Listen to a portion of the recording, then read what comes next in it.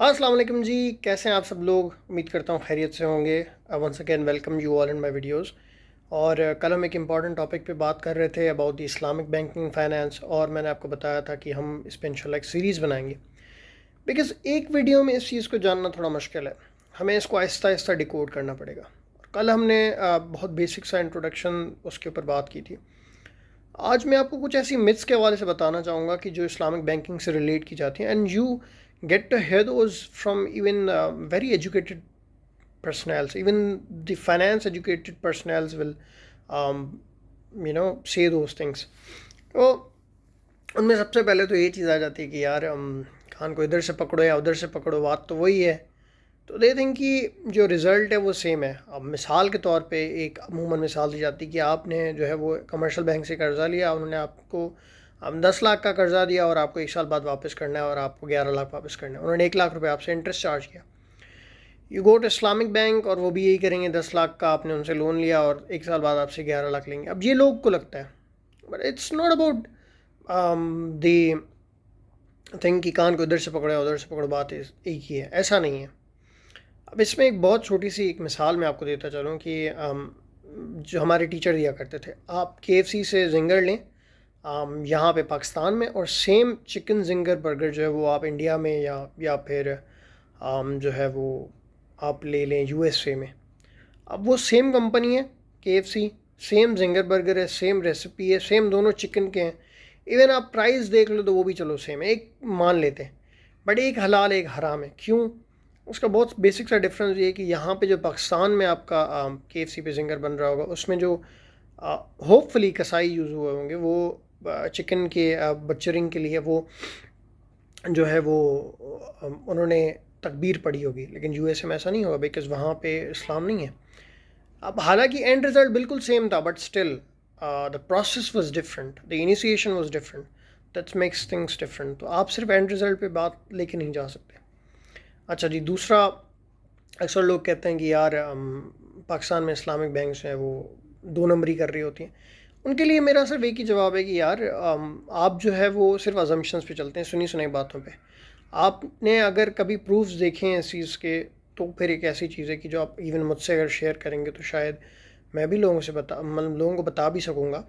वरना आप किसी के ऊपर ऐसी चीज़, ऐसी तोहमत ना लगाएं। आपको नहीं पता कि बैंक्स के अंदर क्या चल रहा है। And believe me, banks are not these things जो आप जाके जो है वो देख लें। बस ब्रांच आपने विज़िट कर लिया और वहाँ पे अगर एक बंदे ने गलत बात कर लिया, अमूमन ऐसे भी होता है कि इस्लामिक बैंक्स में जो ब्रांचेस में बंदे बैठे होते हैं उनको भी सही समझ नहीं होती इस्लामिक बैंकिंग पीछे से क्या चल रहा होता है, क्योंकि उनका काम ये है कि भाई वो उनको सिर्फ डिपॉजिट लेना है, बेसिक जो बैंकिंग सर्विसेज होती हैं वो उन्हें देनी होती हैं। ठीक है, तो on the front, on the face of it वो सेम दिखाई देती हैं, बट बैक एंड पे क्या कॉन्ट्रैक्ट्स होते हैं, क्या लॉज होते हैं, किस तरह मामले चल रहे होते हैं, वो उन्हें भी नहीं पता होता। तो इट्स अगेन अ मिथ। तीसरी चीज़ ये है कि जनाब हमारे यहाँ दीन में तो ये है कि यार बिज़नेस में जो है ना वो लॉस भी होता है और प्रॉफिट भी होता है। तो हमने तो कभी नहीं सुना कि इस्लामिक बैंक में लॉस हुआ। अच्छा यार, इस पे मैं आपको 2 बातें बता सकता हूँ। सबसे पहले तो यार हमारे टीचर कहा करते थे कि अक्सर ऐसा होता होगा कि छोटे थे जब आप, तो आप क्या करते होंगे, आप पैसे जमा करते होंगे, फिर आपके पेरेंट्स बोलते होंगे यार ये अभी हमें दे दो, हमारे पास रखवा दो, फिर जब तुम्हें ज़रूरत पड़े फिर ले लेना। तो इस्लामिक बैंक्स में लॉसेस बिल्कुल होते हैं। ठीक है, कोई भी बिज़नेस है उसमें लॉसेस होते हैं, बट इस्लामिक बैंक्स अपने बफर इस तरह रखते हैं या इस तरह चीज़ें मैनेज कर रहे होते हैं कि वो एंड कंज्यूमर को पास ऑन मुश्किल होते हैं। लेकिन अगेन एंड कंज्यूमर को क्या लगता है कि लॉसेस ही नहीं हो रहा है, एक चीज़ है। दूसरी चीज़ ये कि ऐसा नहीं है कि लॉसेस कभी उन्होंने पास ऑन ही नहीं किए। 2008 में जब मामला थोड़े ख़राब चल रहे थे और 2007 में बेनज़ीर की डेथ हुई थी, तब काफ़ी सारी गाड़ियाँ जली थी। एक एस्टीमेट के मुताबिक 1200 से ऊपर गाड़ियाँ जली थी, जो मीज़ान बैंक की गाड़ियाँ जली थी, और वो लॉस हुआ था बैंक को। तो वो उन्होंने अपने कस्टमर्स को पास ऑन किया था। और अभी भी अगर कोई ऐसी सिचुएशन आती है कि जहाँ पे बैंक बिल्कुल लॉस में जाता है, तो वो अपने कस्टमर्स को पास ऑन कर सकता है, जबकि कमर्शियल बैंक में ऐसा नहीं होता। ठीक है, तो ऐसा नहीं है कि इस्लामिक बैंक को लॉस नहीं होता और वो पास ऑन नहीं करता, वो उसको उस तरह मैनेज करते हैं। ठीक है, ये मैंने आपको 3 मिथ्स बता दी। चौथी एक बहुत अजीब सी एक मिथ जो मैंने सुन रखी है, वो ये लोग कहते हैं कि यार जिस टाइम पे इंटरेस्ट को या रिबा को हराम करार दिया गया था, इस्लाम जब नया नया आया, हमारे नबी अकरम सल्लल्लाहु अलैहि वसल्लम जब इस्लाम ले आए, उन्होंने फैलाया इस्लाम को, तो तब क्या था कि तब जो इंटरेस्ट को हराम करार दिया गया था वो इसलिए करार दिया था कि वहाँ पे गरीबों के ऊपर इसको एज अ जुल्म यूज़ किया जाता था। मतलब गरीब लोगों को कर्ज़ा दे के फिर उनसे ज़्यादा पैसे लिए जाते थे और ये एक जुल्म था और इकोनॉमिक एक्टिविटी को तबाह करते थे। लेकिन आज के दौर में ऐसा नहीं है। आज अमीर बड़ी कंपनियां लोन उठाती हैं और बिज़नेस एक्टिविटी हो रही है और प्रॉस्पेरिटी हो रही है। तो कंपाउंड इंटरेस्ट जो है वो हराम है और सिंपल इंटरेस्ट हराम नहीं है। तो ऐसी कोई भी चीज़ नहीं है। भले मोड्स चेंज हो जाएं चीज़ों के, लेकिन इन एसेंस वो चीज़ सेम रहती है। अच्छा, तो ये मेरा ख्याल है 4-5 ऐसी मिथ्स हैं जो मैंने सुन रखी हैं। अगेन आप लोगों के पास और ज़्यादा मिथ्स होंगी या आपके सवाल भी होंगे, तो आप वो भी मुझे बताएं। मैं कोशिश करूँगा, अगर मुझे उन चीज़ों का पता होगा जहाँ मैंने पढ़ी होंगी या कुछ भी होगा, तो मैं आपको ज़रूर जवाब दूंगा। अगर तो नहीं तो फिर भी आई ट्राई कि मैं उनके आंसर्स आपको किसी मुफ्ती या किसी आलिम से पूछ के बता दूँ, क्योंकि देखें एट द एंड अथॉरिटी उन्हीं की है।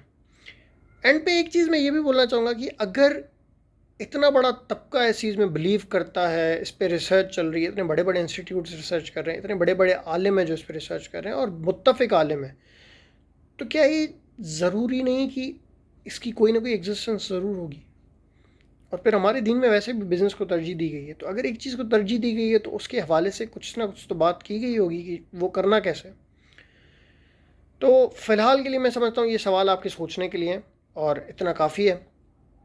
इंशाल्लाह फिर मिलेंगे और अब से मैं इस्लामिक फ़ाइनेंस की वीडियोस में इंशाल्लाह आपसे प्रोडक्ट टू प्रोडक्ट डिस्कशन करूँगा। हम जानने की कोशिश करेंगे कि इस्लामिक बैंक्स में जो प्रोडक्ट्स हैं वो कमर्शियल बैंक से डिफरेंट कैसे हैं। हालांकि वो एंड पे सेम दिखते हैं। आप इस्लामिक बैंक से भी गाड़ी ले सकते हो और जो है वो इंस्टॉलमेंट पे कर सकते हो, और कमर्शियल बैंक से भी आप गाड़ी ले सकते हो और इंस्टॉलमेंट पे करते हो। तो एंड कंज्यूमर के लिए तो वो चीज़ सेम है, तो हाउ इज़ डिफरेंट? तो हम जानने की कोशिश करेंगे कि how is it different. Will try and find out कि ये कैसे डिफरेंट है। विल ट्राई टू नो कि ये किस तरह काम करता है। तो तब तक के लिए अल्लाह हाफ़िज़। मुझे अपनी दुआ में याद रखिएगा। मेरे चैनल को सब्सक्राइब और मेरी वीडियोस को शेयर और लाइक ज़रूर कर दें। जज़ाकल्लाह जी। अल्लाह हाफ़िज़।